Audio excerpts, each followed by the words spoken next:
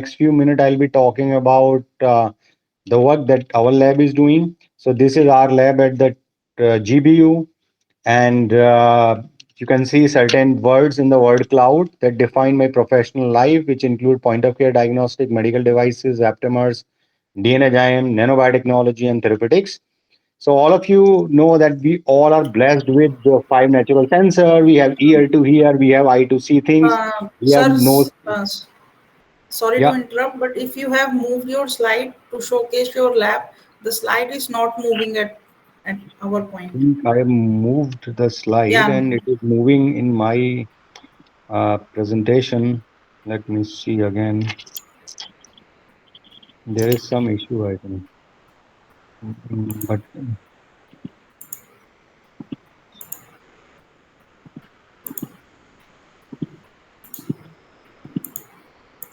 can you? Yeah. yeah. Now it is visible to us. Uh-huh. But when I'm changing, the slide is not changing. There is some issue, I think. Yeah. Um, right now we are on the third slide of your I know presentation. this is third, and but somehow when I'm changing, it is not changing here. Okay. There is why it is getting freezed. I don't know. Let me then Yeah, share actually entire it changed. window. And Now it is. Yeah, you let can me share the reshare entire it. screen then. एक minute मैं अपना entire screen then I'm sharing. Uh,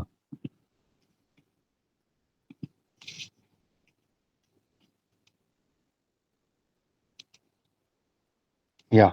Okay. Fine. So all of you know that we all have the five natural sensor. We have ear to hear, we have eye to see things, we have nose to smell, and skin to touch, feel touch, and tongue to feel taste. So these are natural sensors that work really well in certain conditions. For example, this condition, if you put your hand close to a candle, you have receptor in your skin, they will feel this heat, they will sense the heat, and this information via sensory neuron will transfer to the motor neuron, which is getting connected through a relay neuron. So as soon as this information is perceived by the motor neuron, then your receptor, uh, which is sending the information, it will retract, and you can protect yourself from the heat. So this is wonderful system protect us under certain condition. But these natural sensor has certain limitation. For example, these natural sensor cannot sense the disease. So in order to sense the disease, we need man-made sensors that we call biosensors. So a typical biosensor contains two components. One is a bioreceptor that sense a particular analyte. Biosensor bioreceptor could be antibody that bind to antigen. It could be peptide that bind to other analyte. It could be aptamer that can bind to small molecule, bacteria, or even the cancer cell. It could be enzyme that convert a substrate into the product, or it could be DNA or RNA molecule that bind to its complementary sequence. But when this binding or recognition happening, you need something that can translate this binding event into a detectable signal. So for that you need a transducer.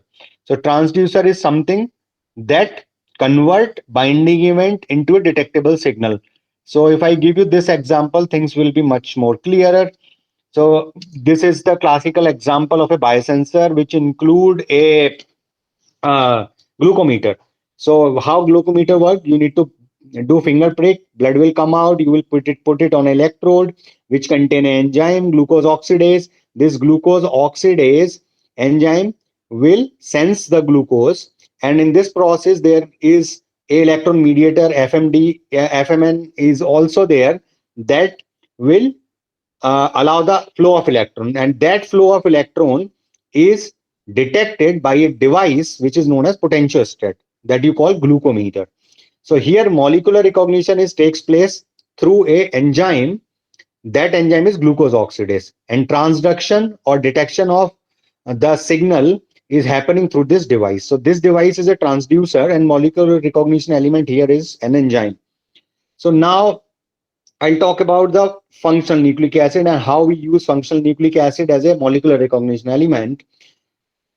So all of you so far are aware of nucleic acid, the basic function of nucleic acid is to pass genetic information from one generation to the next. But in addition to this, they can do many more things. So if you see this image represent Bhagwan Shiva, Bhagwan Shiv in the form of Nataraj. So he is doing Tandav, which is a celestial dance. If you see this image carefully from a design perspective, each image represented different dancing position. But if you are a designer or person who can understand the shape, so in my opinion, each dancing pose is representing a different shape. Similarly, if you can design nucleic acid that can fold into a different shape like this, it can form a hairpin stem loop, it can form internal loop, it can form bulge, and even it can form a highly complex structure G quadruplex, where you will see non-Watson Crick pairing. So G can base pair with G, G can base pair with T also. However, in case of Watson Crick pairing, what you see is base pairing of G with the C always and A with the T. In this particular case, G can base pair with the G, G can base pair the T to fold into a four stranded structure, which is one much more stable, and it can recognize a particular analyte with a high level of specificity. So what are aptamers? They are functional nucleic acid made up of DNA or RNA molecule. They bind to their target with a high affinity and specificity, and they are successful example of aptamer-based drug, Macugen, which is already in the market, and they are the example. These are the example of aptamer-based diagnostic kits. You can compare aptamer with the antibody because antibody is also a molecular recognition element. Antibody is a protein, and you need animal to generate antibody. However, aptamers are DNA molecule. You can get it synthesized easily like primer. Once you identify the sequence, then because they are synthetic molecule, there is no batch to batch variation. However, in order to generate antibody, you need animal and you cannot control the physiology of animal. So there is always batch to batch variation. You can, if you heat the antibody, they will get denature and they will lose the function. However, in case of aptamer, even if you heat it, they will get denature, and when you bring it to the room temperature they will again renature, so they do not lose their functionality upon heating. So the first project that I'm going to talk about is TB. So as you know that TB is the largest infectious disease killer which kills millions of people, and broadly TB is of two types. One is the pulmonary TB that everybody is aware of, which affect the lungs, but other form of the TB is known as extrapulmonary TB that can affect your meninges, that can affect your pleural space, that can affect your abdominal, that can affect your eye, and that can affect your bone also. So detection of extrapulmonary TB is really challenging. In order to put things in the perspective, I would like to share a story. So there was a guy, his name was Vinay. He was 8 year old, absolutely doing absolutely fantastic. After 6 months, he was presented with a fever and chills. His mental status was changed. He was having nausea and vomiting. So what his father did, his father took him to the doctor. Doctor prescribed multiple tests, and initially all tests runs negative. When the disease got aggravated, he was finally diagnosed with a TB meningitis. Because this TB meningitis caused irreversible damage to the brain, we could not save him and he died. So here the problem is we know that we know the treatment of TB, right? We know which drug we need to prescribe to kill the TB bug, TB bacteria, but we could not save the life. Why? Because we were not able to detect it early. Reason is in extrapulmonary TB, bacterial load is very low, meaning that there are very low bacteria, you cannot detect them early. So we thought, can we develop some diagnostic assay that can detect TB meningitis early? With this aim, what we did is this was our team, our clinical collaborator, my PhD student, and myself. So we identify a biomarker which is HSPX, and I will not go into the detail. We have a because it's a complex process. So to put things in an easy way for students' perspective, for students' benefit, we have a aptamer library which has millions of sequences. So that you can, if I give you analogy or metaphor, you can see here a lock. and a bunch of keys. This lock is basically a target biomarker, and this bunch of keys is aptamer library. So from this bunch of key, we need to fish out one or two key that can open our lock, right? So here you see, after a iterative round of selection, we got these many aptamers, and those which are in the red, they were giving very good binding. So we tested whether they are specific to this particular biomarker or they are showing cross reactivity to other. So we tested this against various MTB, mycobacterium tuberculosis protein, and we also used the antibody as a control. So you can see here the antibody is basically cross reacting with the other antigen. However, this particular aptamer was very specific. It was not showing any cross reactivity. So what we did, we predicted its structure. As you can see, it is forming two stem loop like or hairpin like structure. So we cut them out and we tested each structure individually. So you can see here, this bigger loop like structure is actually contributing for the binding. So what we did, we took this structure only, we introduced certain mutation, and we found that one particular mutation is actually improving the binding.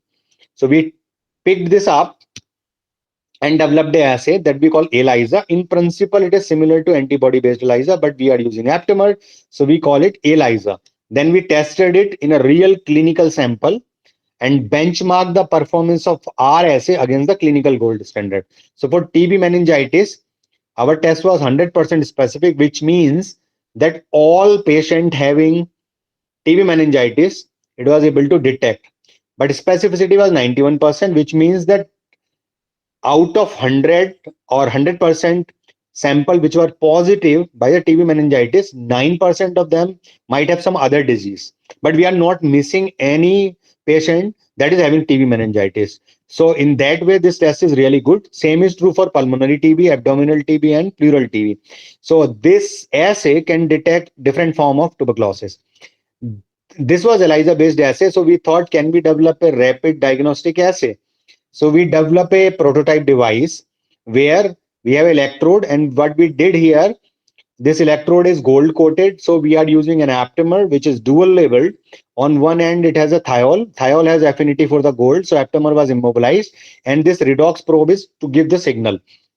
So here, when this aptamer is close to the electrode, there is a rapid electron transfer because this redox probe is close to the electrode. As soon as aptamer bind to its target, the distance between redox probe and electrode is increasing. So there is a rapid drop in the electron, which is dependent on the concentration of the antigen. So this way also we were able to detect different form of TB, and you can see here we got very good sensitivity and specificity in case of pulmonary and TB meningitis. However, in case of pleural TB, specificity was not good, so which needs certain optimization. So this is the entire journey of this assay. You can see here that it started with in 2009. First, we developed a PCR based assay, then antibody based assay, then aptamer based, then the ELISA. So this is a long journey, and you can see here the initial test was taking 2.5 hours, then the antibody was 5 hours, and but there was batch to batch variation. Then we developed aptamer based assay, which is much more specific. Our test fulfill the WHO criteria of specificity and sensitivity, and this work we have published. If you are interested, you can read those paper. And this research was considered as a top 15 research done by Indian scientists in 2018. And then another work I would like to present is this. So in our lab, we are also trying to develop a different type of point of care device, which include the paper microfluidic device, lateral flow, and simple colorimetric assay.